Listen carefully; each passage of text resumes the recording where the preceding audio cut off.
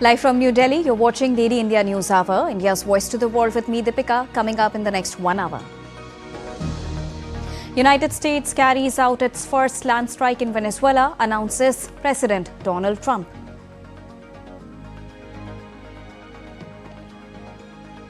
Saudi Arabia strikes Yemen's Mukalla port over shipment of weapons for separatists as Gulf rift deepens. Vessels arrived from UAE. US President Donald Trump warns Iran of fresh strikes, says Hamas would have hell to pay if it fails to disarm in Gaza.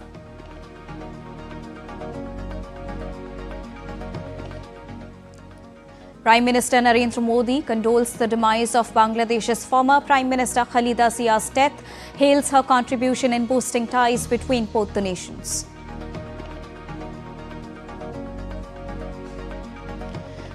India's Hindustan Aeronautics Limited's next generation civil helicopter Dhruv-NG takes to the skies for the first time, highlighting country's rise as world's third largest domestic aviation market. And in sports, dominant Indian women's team eye a 5-0 series sweep as they face Sri Lanka in the fifth and final T20 international today.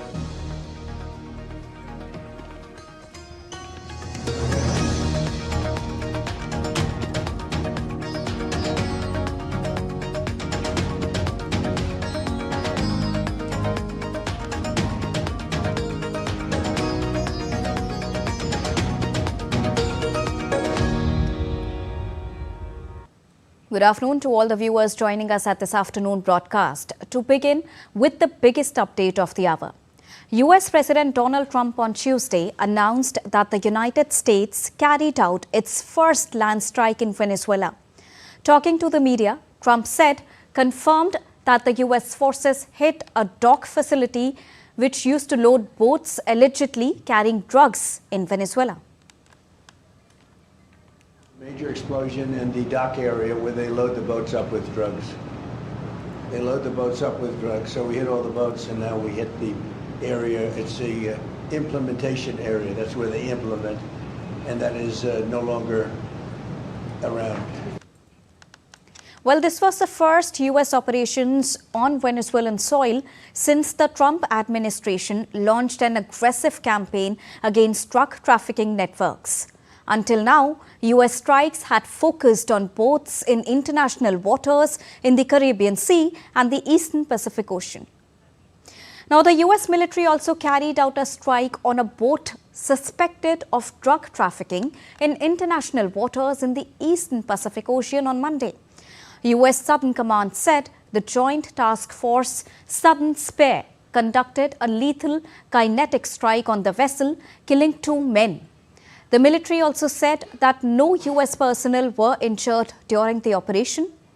Now, since September, the US military has carried out at least 30 strikes on what it says are boats used to smuggle drugs to the United States, with the majority of the attacks occurring in the Eastern Pacific and some in the Caribbean Sea.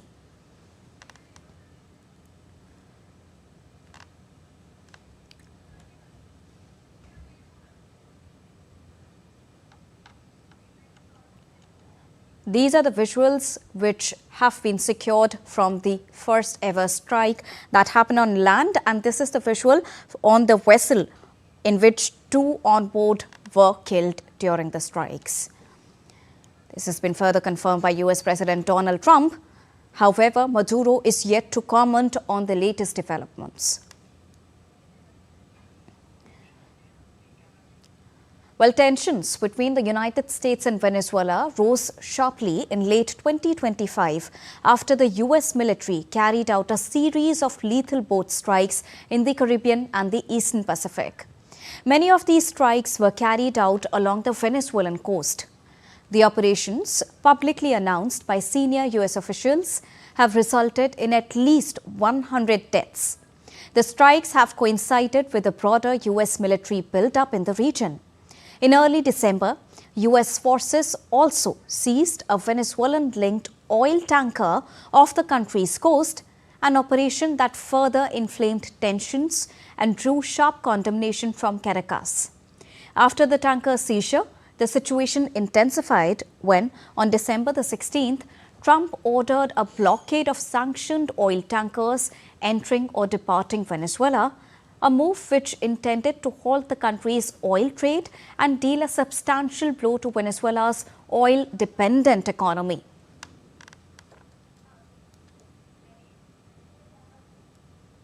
So those have been the key highlights so far. And to give you a rounded perspective on this, now I'm joined by Mr. Prabhu Dayal, who's been a former senior diplomat. Good afternoon, sir. Thank you so much for joining us at this afternoon broadcast. Sure. Sir, So yesterday, yes. President Donald Trump announced that the U.S. forces had hit a major docking facility inside Venezuela. Now, he described it as a major explosion at a site used to load narcotics onto boats.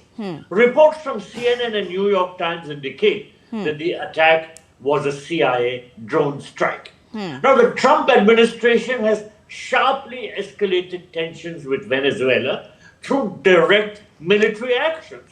Right. The U.S. has conducted at least 30 strikes on alleged drug vessels. And in this context, Mr. Dayal, this has been the first ever land-based strike when we talk about this by the U.S. inside Venezuela. The significance of this operation yesterday is the fact that it is the first known land operation.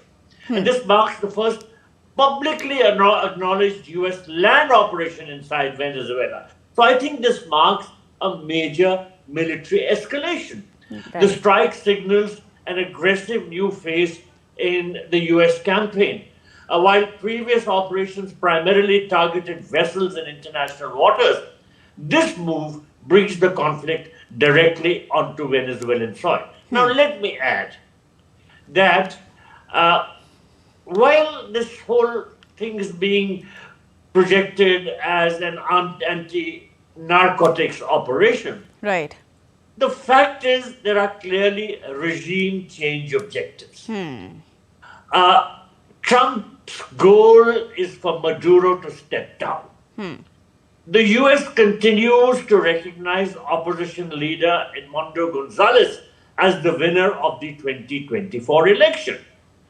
Trump has blamed Maduro for emptying prisons and insane asylums. You know, he's releasing prisoners and mad people and sending them to the U.S., using this also as a tactic to build military pressure. So now Trump has reportedly given Maduro a one-week ultimatum to leave the country. He did so in November, and relations have reached their highest level of friction in decades.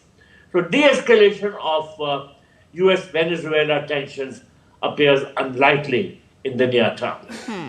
Now, according to you, Maduro is yet to comment on it when we talk about it. How pressurizing the situation will be from here onwards for Venezuela, because you've also given the context that this is beyond drug trafficking now.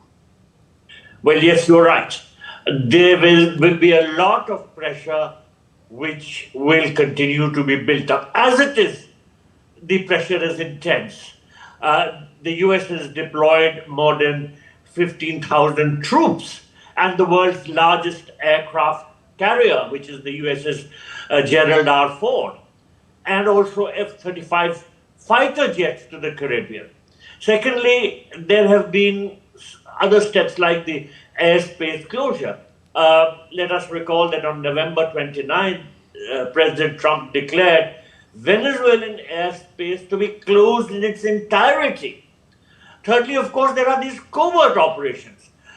Trump has confirmed in October that he had authorized the CIA to carry out covert actions inside Venezuela. And then, of course, there is the bounty on Maduro. There is a reward for giving information leading to the capture of Maduro, and this has been doubled to $50 million. So all this indicates how the U.S. is building up pressure on Venezuela, and as I said earlier, the objective which he has in his mind is regime change. So what could be the possible repercussions of this move? Because this extended action comes after repeated warnings by Donald Trump to Maduro.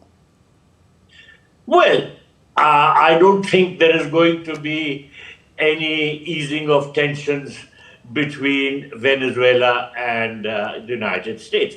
I don't think that President Maduro is going to capitulate under US pressure. And as a result, the tensions between the two sides are only going to escalate. I think that what is likely to happen is some sort of a mediation by countries which are in the region, because if this sort of pressure building up continues, there is a possibility of an enlargement of the conflict area, because as it is, some of the operations have been carried out in international waters, and the countries of Latin America don't want any such escalation. So there could be the possibility of mediation by third countries, but as things stand at the moment, the de-escalation of US-Venezuela tensions appears unlikely in the near term. Definitely. And also, Mr. Dayal, if you talk about the exports, now currently Venezuela is exporting about 900,000 barrels per day. But tell us how the repeated actions will put an impact on possible supplies. Well, first of all, if there is an escalation in the region, maritime shipping gets automatically impacted. And the enormous pressure which is being built up on Venezuela through attacks in the international waters around it will definitely affect maritime shipping and therefore affect the exports of oil from Venezuela.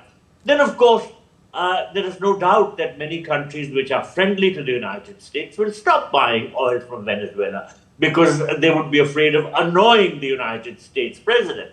So there is likely to be the escalation of tensions and pressure on the build-up of more pressure on Venezuela. And this will, of course, impact its exports of oil also. And also, as you mentioned in the beginning as well, beyond the drug smuggling operations that US is targeting on papers right now, there is something else which is to be read between the lines which can come to the fore prominently. Can we expect that expectation, that aim that Donald Trump is having to come more prominently after this land strike? Yes, certainly. As it is, President Trump's real motive is, as I said earlier, a regime change. And he has, in fact, given Maduro an ultimatum of 1 week. This was done earlier, sometime in November. But the point is that he will continue to build pressure on President Maduro and try to make him resign and hand over power and leave the country. So I don't expect any easing of pressure, and more there is a likelihood of the idea behind these sort of attacks to come more openly out to the front, and that is that Trump wants a regime change in Venezuela. All right. Thank you so much, Ambassador Dayal, for joining us and getting us the latest on this very important topic that the world is discussing right now, the first land strike by US in Venezuela. Moving on. US President Donald Trump warned Iran of fresh strikes and said Hamas would have hell to pay if it fails to disarm in Gaza, as he presented a united front with Israeli Prime Minister Benjamin Netanyahu on Monday. Speaking at a news conference with Netanyahu in Florida, Trump warned to eradicate any attempt by Tehran to rebuild its nuclear program or ballistic missile arsenal following US and Israel strikes earlier this year. Trump also downplayed reports of tensions with Netanyahu over the second stage of the Gaza ceasefire, saying that Israel had lived up to its commitments and that the onus was on Hamas. Meanwhile, Hamas's armed wing reiterated earlier on Monday that it would not surrender its weapons. Well, we talked about Hamas and we talked about disarmament, and they're going to be given a very short period of time to disarm. And we'll see how that works out. Steve Witkoff and Jared Kushner will be in charge of that from our side. But if they don't disarm, as they agreed to do, they agreed to it, and then they'll be held to pay for them. And we don't want that. We're not looking for that. But they have to disarm within a fairly short period of time. Netanyahu said it had been a very productive meeting and announced that Israel was awarding Trump its highest civilian honor, which is the first time it has gone to a non-Israeli citizen. Netanyahu also appeared to have steered Trump towards focusing on Israel's concerns about Iran. Well, President Trump has broken so many conventions to the surprise of people, and then they figure out, oh, well, maybe, he was right after all. So we decided to break a convention too, or create a new one, and that is to award the Israel Prize, which in almost our 80 years, we've never awarded it to a non-Israeli, and we're going to award it this year to President Trump. This was announced formally over lunch by our Minister of Education, who's responsible for the Israel Prize. It's going to be awarded to President Donald J. Trump for his tremendous contributions to Israel and the Jewish people. Time for a short break, but still to come on the other side. Bangladesh declares 3-day state mourning for ex-Prime Minister Zia. Israel defends Somaliland move at United Nations amid concerns over Gaza motives. US accuses Security Council of double standards. Prime Minister Narendra Modi expresses concerns over an alleged drone strike on the residence of Russian president.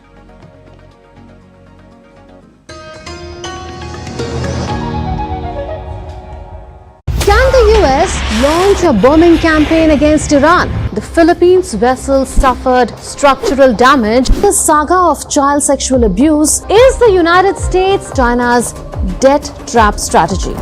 Truth is stranger than fiction. But sometimes hard to uncover.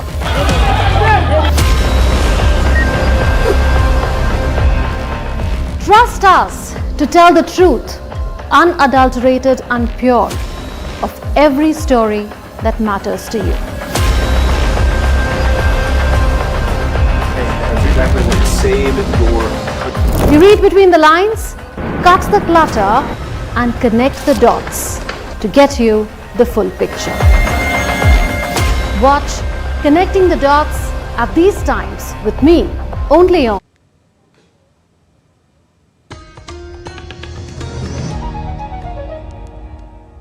Welcome back after that short break. You're watching DD India News Hour. Moving on. Well, Russia has accused Kyiv of firing drones at Vladimir Putin's residence between Moscow and St. Petersburg, announcing it would revise its negotiating position on ending the conflict. In an audio statement, Russian Foreign Minister Sergei Lavrov said Ukraine fired 91 drones at Putin's official residence in the Novgorod region overnight, adding that all of them were destroyed by air defenses. US President Donald Trump said on Monday that Russian President Vladimir Putin told him a swarm of Ukrainian drones had allegedly targeted one of his residences. However, Kyiv denied the claim. Speaking to the reporters ahead of a meeting with Netanyahu, Trump said Russian leader raised the issue during a call earlier in the day. I heard about it this morning. You know who told me about it? President Putin told me about it. Early in the morning, he said he was attacked. It's no good. It's no good. Don't forget, the Tomahawks. I stopped the Tomahawks. I didn't want that. Because we're talking about, it's a delicate period of time. This is not the right time. It's one thing to be offensive, because they were offensive. It's another thing to attack his house. It's not the right time to do any of that, and can't do it. And I learned about it from President Putin today. I was very angry about it. Prime Minister Narendra Modi has expressed his concerns over an alleged drone strike on the residence of the Russian president. In a post on X, Prime Minister Narendra Modi said he was deeply concerned by reports of the targeting of the residence of President of Russian Federation. He said the ongoing diplomatic efforts remain the most viable way to end hostilities and achieve peace, urging all the sides to avoid actions that could undermine those efforts. And to get you more on this, I'm joined by DD India correspondent Akhilesh Suman. Good afternoon, Akhilesh ji. When we talk about the latest development, first of all, the strikes, which is uncalled for. Is this also a dent on the peace efforts which are being materialized between Russia and Ukraine now? No, Sergei Lavrov, the foreign minister of Russia, he has said that we are not going out of the negotiation. We will be part of negotiation. But he will review that what type of participation will be there in the negotiation. So I think it is a message for Donald Trump that whether you rein in Ukrainian president, you rein in Ukrainian army, or it will be jeopardizing the whole situation. Other than that, Sergei Lavrov has said that we have already set the target where to reply and how to reply and when to reply. So I think that some attack must be anticipated from the Russian side, because amid the ongoing conflict between Ukraine and Russia, that there has been, every day, almost every day, there has been attack on civilian or military sites from both the sides. But targeting the residences of the heads of the states has never been happened. Though in May, Kremlin was also reportedly attacked, but it was also averted. This time also, the official residence, or one of the official residence, you can say, of President Putin has been attacked, and it also has been averted. So it is in the northwestern side of Russia. So I think these are all sensitive issues when the talks are going. So I think Ukraine has said that there is no evidence, there is no video clip, nothing is there. So whether some rogue elements from either side have done it, or it is done by the Ukrainian army who wants to rebel from the situation in Ukraine. So these are all very suspicious situations that who has done it. And I think Ukraine is doing investigation into the whole situation, that how it happened and why it happened, And at the same time, Prime Minister Narendra Modi has also posted on X expressing concerns about the latest happening that has happened about the latest attack on the Russian Federation's home. Now, when we talk about Prime Minister Narendra Modi's X, he's once again reiterated that we can only achieve it through achieving peace, through dialogue and diplomacy. What do you have to say about Prime Minister Narendra Modi's consistent effort that always aims at achieving peace through dialogue and diplomacy? Prime Minister Narendra Modi, Deepika, was the first head of any country who has said in front of President Putin that, Excellency, this is not the time of war. So I think this was a very big message that Prime Minister has given when the whole world was almost silent and shocked at the turn of events from the Russian side to the Ukraine. Because Russia told that it is a military exercise, and then it turned to be conflict between Ukraine and Russia. And then Prime Minister told him on the land of Russia. So I think it has been consistent position of Prime Minister Modi and also the External Affairs Ministry of India that, there is a time for diplomacy. When things are very complicated, you need to come to the table and talk and resolve the issue. And that 4 years are there when the conflict is going on between Ukraine and Russia. For 4 years, negotiations are ongoing, and India has said that, we support any negotiation that goes between Ukraine and Russia for peace in Ukraine. So I think this is very pertinent that Prime Minister has expressed concern about the turn of events, that when President Putin's residence is attacked, then you can understand that what, situation may go much uglier than it is now. And you remember that President Putin was recently in India, in Delhi. He had a summit-level meeting with Prime Minister Narendra Modi, and both had talked about peace in Ukraine. So I think that Prime Minister Narendra Modi's statement is very, very, important. In that way, Ukraine should understand that in this type of situation will rather jeopardize the whole negotiation process and peace in Ukraine than, that resolving it. Deepika? All right. Thank you so much, Akhilesh Sumanji, for joining us and bringing us the latest on this. Moving on, now let's get you an update on Saudi-Yemen tensions.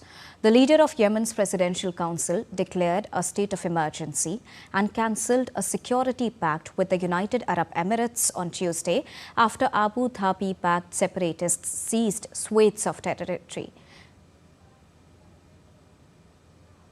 The announcements by Rashad Al-Alimi, head of the Presidential Leadership Council, come after the Saudi-led coalition fighting in divided Yemen said it struck a UAE weapon shipment destined for the separatists. Earlier on Tuesday, Saudi Arabia called on the UAE to withdraw its forces from Yemen and cease providing support to any groups in the country within 24 hours, backing a similar call from the Yemeni government in Aden. The Foreign Ministry in a statement said the kingdom stresses the importance of the sisterly state of the United Arab Emirates, responding to the Republic of Yemen's request for the withdrawal of its military forces from the Republic of Yemen within 24 hours and for the cessation of any military or financial support to any party inside Yemen.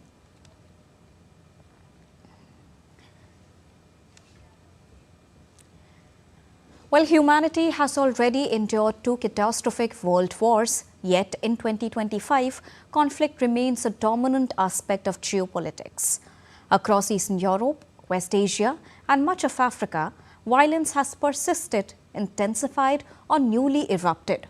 Now, this year witnessed sustained fighting in Ukraine, brutal internal wars in Sudan and Myanmar, and a serious military confrontation between India and Pakistan following a terror attack. West Asia and West Africa turned into the most turbulence-stricken regions.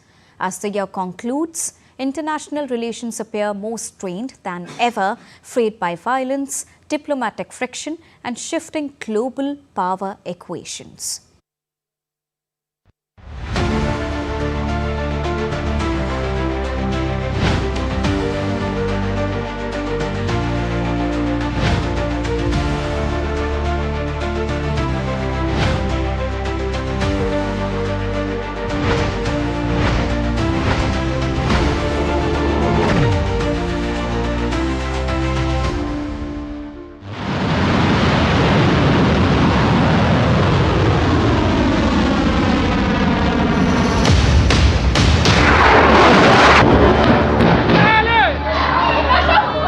The shape of world politics is being redrawn through warfare, even as world leaders continue to pledge peace.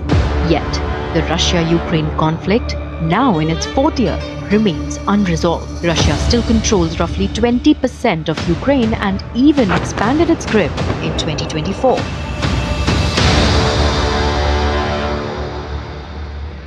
Renewed US-Russia talks, including a Trump-Putin summit in Alaska, raised hopes for a breakthrough, but none came. Later, visits by US envoys also failed, with Moscow rejecting revised peace proposals while insisting it will not return territory seized by force. Hopes are now pinned on the outcome of the latest round of talks in Miami. Aid remains Ukraine's lifeline. Trump repeatedly criticized Europe for contributing less than the US and urged NATO allies to buy American weapons for Kyiv. European leaders, meanwhile, explored tapping frozen Russian assets to fund Ukraine's defense. Tensions spiked sharply between the US and Venezuela. President Trump vowed to dismantle drug cartels and tighten control over Venezuelan oil exports. The US blocked sanctioned tankers and sent troops and warships to the region. Caracas is trying to push back with defiant rhetoric, while China and Russia warned the standoff could escalate dangerously. The Israel-Hamas conflict remained volatile, with heavy fighting and severe humanitarian suffering.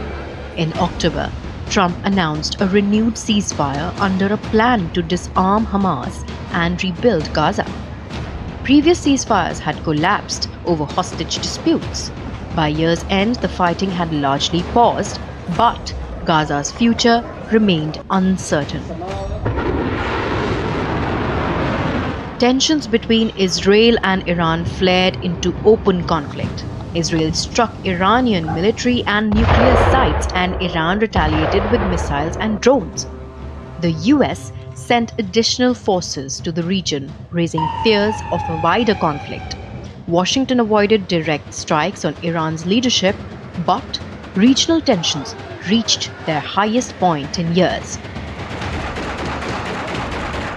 A year after Assad's fall, Syria remained fragile under interim leader Ahmad al-Shara. Sectarian violence displaced tens of thousands, while US strikes targeted Islamic State cells, underscoring the ongoing security vacuum. Power shifted in Yemen. Israeli strikes killed senior Houthi leaders, while the Southern Transitional Council expanded control across much of the south. Analysts warn that the country's fragmentation could prolong the conflict and worsen the already dire humanitarian crisis. In the Caucasus, there was rare progress. In August, Armenia and Azerbaijan met at the White House and announced a peace deal covering border demarcation and economic cooperation, a major breakthrough after nearly 4 decades of conflict. South Asia witnessed its own flashpoint after a deadly terror attack in Pahalgam, India launched Operation Sindoor, targeting terror infrastructure across the line of control. Diplomatic ties with Pakistan were downgraded, treaties suspended, and travel halted. A cessation of hostilities was achieved through direct military communication, averting a wider conflict. Meanwhile, Pakistan's relations with Afghanistan deteriorated sharply. Pakistani airstrikes against militants inside Afghanistan triggered Taliban retaliation along the border. Civilian casualties rose, ceasefires collapsed, and mediation efforts failed, leaving tensions dangerously high. Bangladesh is facing its most severe crisis in more than 10 years.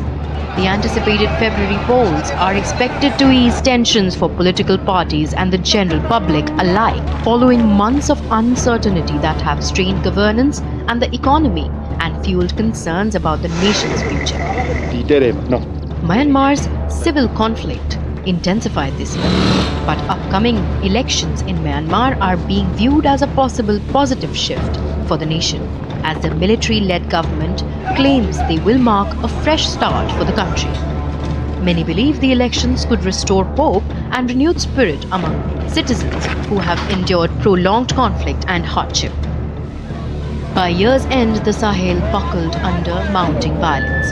In Mali, jihadists cut key fuel routes, rattling the economy and spreading instability south and west. Attacks spilled into Benin, Togo, and Nigeria, while coups and attempted takeovers tested regional leadership. In the Democratic Republic of Congo, M23 rebel advances displaced millions more, even as peace efforts struggled to gain traction. In the Caribbean, Haiti's security situation deteriorated further. Gangs expanded control over the capital, attacking hospitals, schools, and police stations, pushing the already fragile state closer to total collapse. As 2025 draws to a close, the world stands at a moment of possibility. While some conflicts moved closer to fragile truces and others continued to test international resolve, renewed diplomatic efforts have shown that dialogue remains alive. Trust is slowly being rebuilt, and despite challenges, the pursuit of peace continues. The year ahead offers an opportunity for 2026 to bring progress, cooperation, and stronger foundations for global stability. Aarti Rana's report for DD India. Former Prime Minister and Bangladesh Nationalist Party chairperson Khaleda Zia passed away early on Tuesday while undergoing a treatment at Evercare Hospital in Dhaka. She was 80 years old. The party's media cell said Khaleda Zia died while receiving medical care at the private hospital where she had been admitted due to serious health conditions. Khaleda Zia, a two-time Prime Minister, was one of the most prominent figures in Bangladesh's politics for decades and served as the BNP chairperson for many years.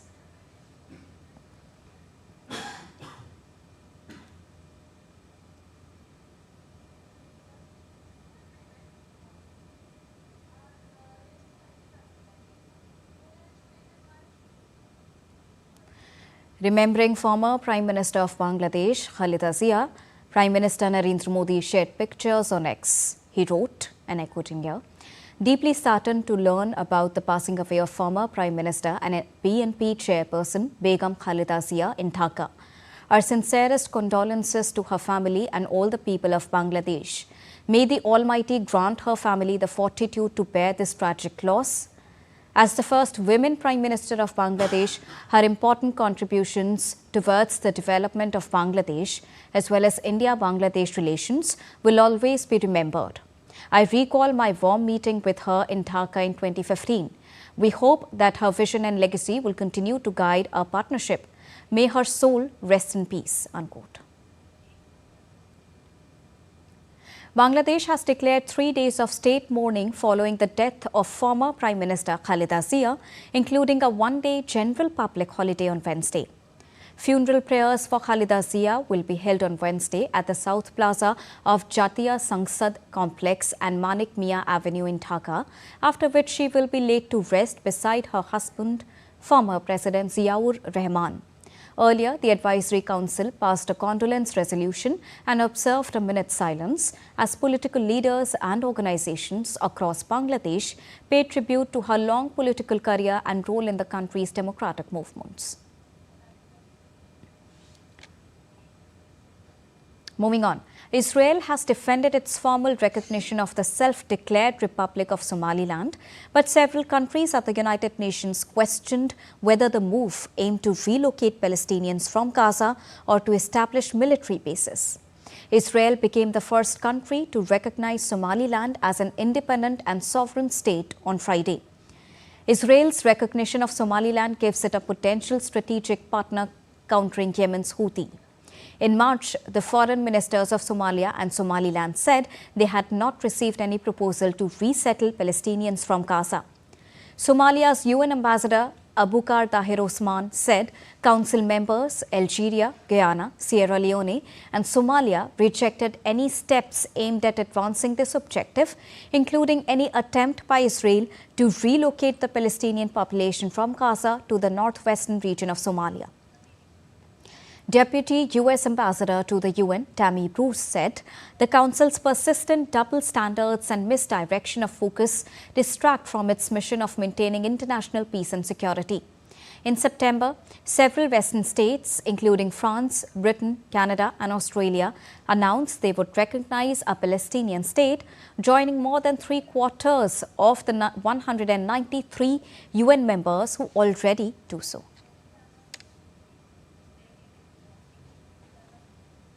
Time for a short break. We'll be right back.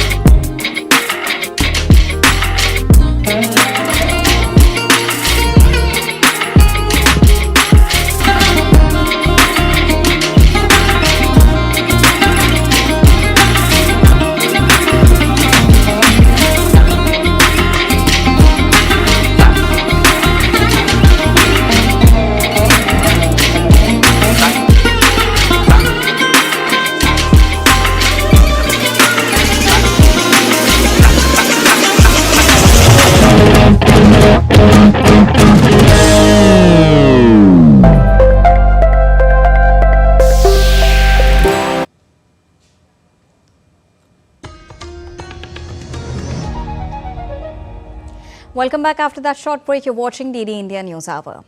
Well, India's Civil Aviation Minister Ram Mohan Naidu Kinjarappu inaugurated the Advanced Light Helicopter Next Generation, also known as Dhruv-NG.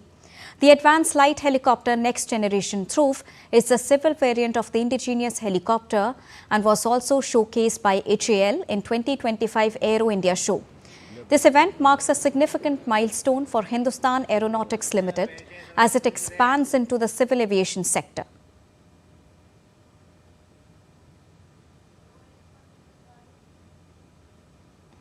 The Dhruv-NG is a civil variant of ALH Mark III powered by Shakti engines and features a civil certified class cockpit.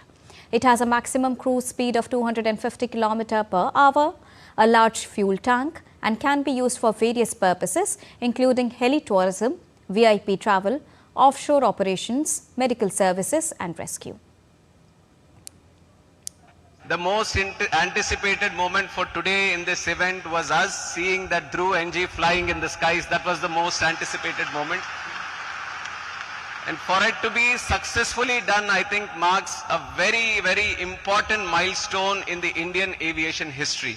I commend each and every member of HAL family here today for advancing India's Atmanirbhar Bharat beyond defense into civil aviation. Let's now take a look at some of the features of the Advanced Light Helicopter. The Advanced Light Helicopter Next Generation, also known as Dhruv-NG, is an advanced version of the existing Dhruv helicopter platform. It marks Hindustan Aeronautics Limited's entry into the civil aviation sector and reflects its broader efforts to promote indigenous aviation technology. The helicopter is the civil variant of the ALH Mark III, which is currently in service with the Indian Armed Forces. Powered by Shakti engines, the ALH-NG features a civil certified glass cockpit offering enhanced safety and operational efficiency. It has a maximum cruise speed of 250 kilometers per hour and can accommodate 9 to 14 passengers, making it a suitable one for a wider range of civilian applications. The Advanced Light Helicopter Next Generation is well suited for a variety of critical civilian roles. It can provide emergency medical services in remote or congested areas. The helicopter is also capable of offshore operations, offering reliable support to oil and gas rigs. Its performance enables high-altitude search and rescue missions, as well as disaster relief operations in challenging terrains. Additionally, the ALH-NG will play a key role in enhancing connectivity to undeserved and remote regions, supporting regional air connectivity initiatives such as the UDAN scheme. Now, marking a major milestone in India's indigenous rocket artillery program, the Defence Research and Development Organisation on Monday successfully conducted the maiden flight test of Pinaka long-range guided rocket at the Integrated Test Range in Chandipur. The rocket was tested for its maximum range of 120 kilometers, demonstrating all in-flight maneuvers as planned. The LRGR impacted on the target with textbook precision. Defence Minister Rajnath Singh has congratulated DRDO on the achievement. He stated that the successful design and development of long-range guided rockets will boost the capabilities of armed forces, terming it as a game-changer. India's Agriculture Minister Shivraj Singh Chauhan said the newly introduced Viksit Bharat GRAMJI law aims to strengthen rural development across the country. He added that building a developed India is not possible without empowering and developing the villages. विकसित भारत ये संकल्प है प्रधानमंत्री जी का, देश का ही संकल्प है ये, और उसके लिए जरूरी विकसित गांव के बिना विकसित भारत बन नहीं सकता। और इसलिए विकसित भारत जी राम जी योजना को विकास से जोड़ने का काम भी हुआ। ग्राम पंचायत गांव के समन्वित विकास का प्लान तैयार करेगी और ग्राम पंचायत और ग्राम सभा जो काम तय करेगी, जो गांव के विकास के लिए आवश्यक है, वही काम इस योजना के अंतर्गत किए जा सकेंगे। A late-night bus accident on Monday in Mumbai has left 4 people dead and several others injured in a busy suburban area. Authorities say a reversing public transport bus hit the pedestrians. Prime Minister Narendra Modi expressed grief over the loss of lives in the incident in Mumbai's Bhandup area. In a message, he conveyed condolences to the families of the victims and wished a speedy recovery to those injured. The accident occurred on Station Road in Bhandup West, Mumbai, when a bus operated by Mumbai's Civic Run Transport Service was reversing and struck the pedestrians. Officials said 4 people, including 3 women, were killed on the spot, while 9 others sustained injuries and were rushed to nearby hospital. Police are examining the circumstances that led to the crash in the crowded area. In another tragic incident, 7 people lost their lives in a bus accident in Uttarakhand's Almora district on Tuesday. After the accident, the administration and rescue teams rushed to the spot. The rescue operation is underway. Prime Minister Narendra Modi today expressed condolences on the loss of lives due to a bus mishap in the Almora district of Uttarakhand. In a social media post, Prime Minister said that this incident is extremely saddening. Prime Minister also wished for speedy recovery of the injured. Time to take a short break. We'll be right back.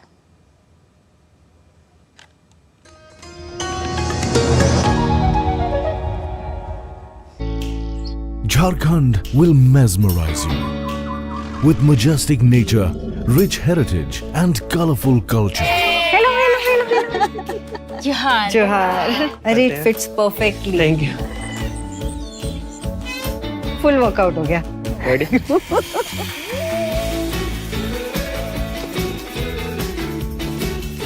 Postcards from Jharkhand on National Geographic.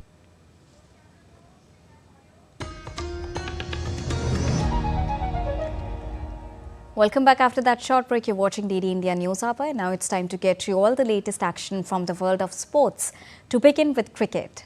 Well, India will look forward to continue their dominance and complete a 5-0 series whitewash against Sri Lanka in the 5th and final Women's T20 International on Tuesday. India have been clinical all through the series, restricting Sri Lanka to totals under 130 and getting home with at least 5 overs and 7 wickets in hand. Sri Lanka have had tough time going past the duo of Smriti Mandhana and Shafali Verma, who helped set up the host's highest T20I total. The 5-match series has formed a significant part of India's preparations for the T20 World Cup in England in June-July next year. India have opted for a more aggressive style of playing, a shift that has yielded 2 series victories this year. Following Tuesday's game, India will play 3 T20 internationals, each in Australia and England, before the showpiece event. Australian cricket legend Donald Bradman's baggy green test cap is set to go under the hammer in January 2026. One of Bradman's caps will be auctioned at Lloyd's Auctions, with bidding starting at $1 and closing on the 26th of January. The great cricketer gifted one of his test caps to a fellow cricketer, and since then it has remained with the family for more than 70 years. The cap will draw international interest from private collectors, museums, institutions and fans. Bradman wore this cap during the 1947-48 series against the first Indian team to tour Australia. The series saw Bradman amassing 715 runs from 6 innings. British former heavyweight boxing champion Anthony Joshua was involved in a car accident in Nigeria's Ogun state. Joshua sustained minor injuries when his vehicle collided with another car. He was taken to the hospital where he is said to be in stable condition. The accident occurred just over a week after Joshua's bout with Jake Paul in Miami. The car crash killed 2 people who were his close friends and team members. Joshua was returning to the ring after a 15-month layoff. He is expected to fight long-time rival Tyson Fury in 2026. 2025 will be remembered as a landmark year for Indian sports, a year of historic triumphs, new champions and global recognition.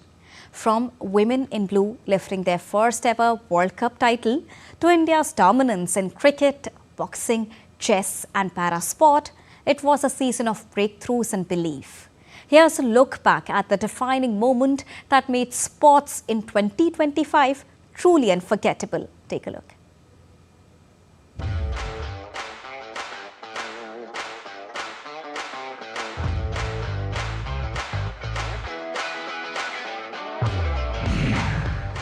Queens of the World 2025 will forever belong to women in blue. On 2nd November, Indian women's cricket team finally touched glory. World champions at last, Harmanpreet Kaur's side stunned Australia in the semis and edged past South Africa in a nerve-shredding final.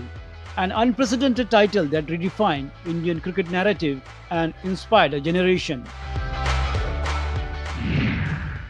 Champions again. India lifted ICC Champions Trophy 2025 in Dubai, defeating New Zealand by 4 wickets. KL Rahul and Ravindra Jadeja held their nerves as India chased down 252 with 1 over to spare. Asia Cup number 9. After that, India clinched the Asia Cup with the last over thriller against Pakistan. Tilak Verma's unbeaten 69 of 53 lit up Colombo and sealed India's 9th continental crown. India won Women's T20 World Cup for blind. Indian women's cricket team won inaugural 2020 World Cup for the blind. India defeated Nepal by 7 wickets in the final played in Sri Lankan capital Colombo. 90 not out. For years it was a question, Kab 90 par hoga, when he will cross 90. Neeraj Chopra demolished the barrier with a monstrous 90.3 meters throw at the Doha Diamond League, a throw that echoed across world athletics. Boxing's Big Bang. India's campaign at the World Boxing World Cup Finals in Greater Noida produced a stunning 9 gold medals. 7 of those came from women: Jasmine, Nikhat, Praveen, Arundhati, Preeti, Meenakshi and Nupur. A golden sweep that signaled India's rising supremacy in the world of boxing. Divya's World, India's Pride. 19-year-old Divya Deshmukh scripted history by winning the FIDE Women's World Cup, India's first ever title, beating legend Koneru Hampi in an all-Indian final. She also sealed her Grandmaster norm, and Pragnananda topped FIDE Circuit 2025, booking his seat in the 2026 candidates.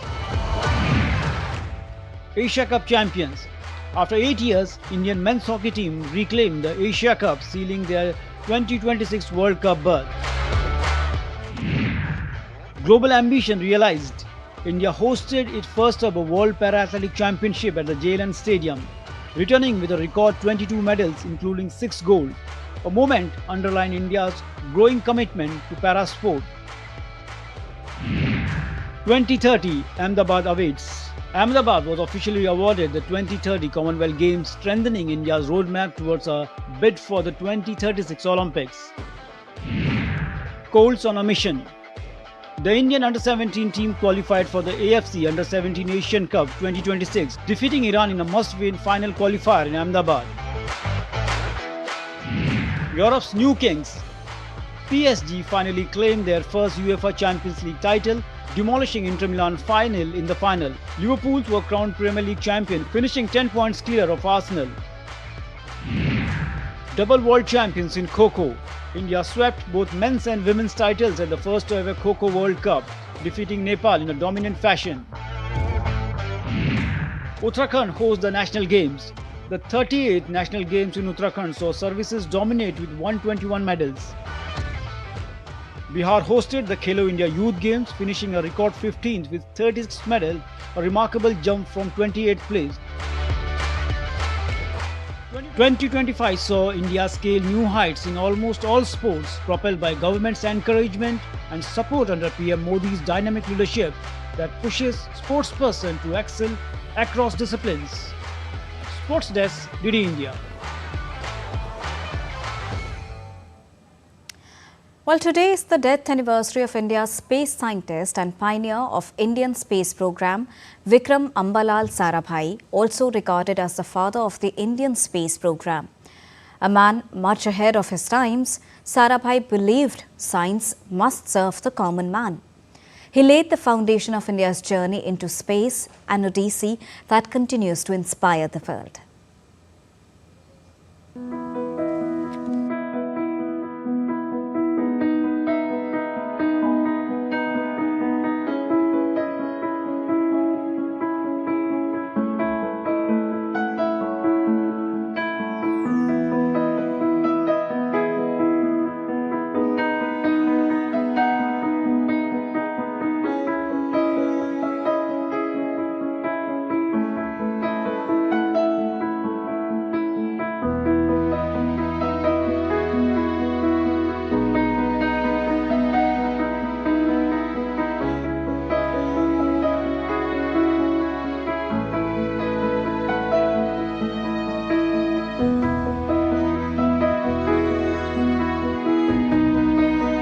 In my opinion, the aspect of space research which I would like to stress most is in relation to the national capability, the self-confidence that this will generate.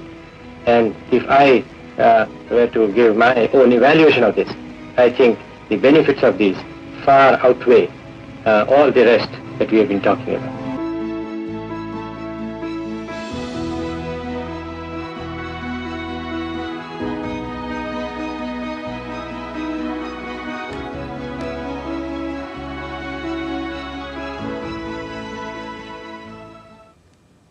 And that's all for this edition of DD India News Hour. But do let us know your thoughts on the news of the day. For those on the go, you can get all the latest news and updates from India and across the world on the DD India mobile app. The app is available on both Android and iOS platforms. Scan the QR code on the screen to download it right now. We'll be back with more news as it breaks here on DD India. I'm Deepika, and from all of us here in New Delhi, thank you so much for watching DD India News Hour. Namaskar.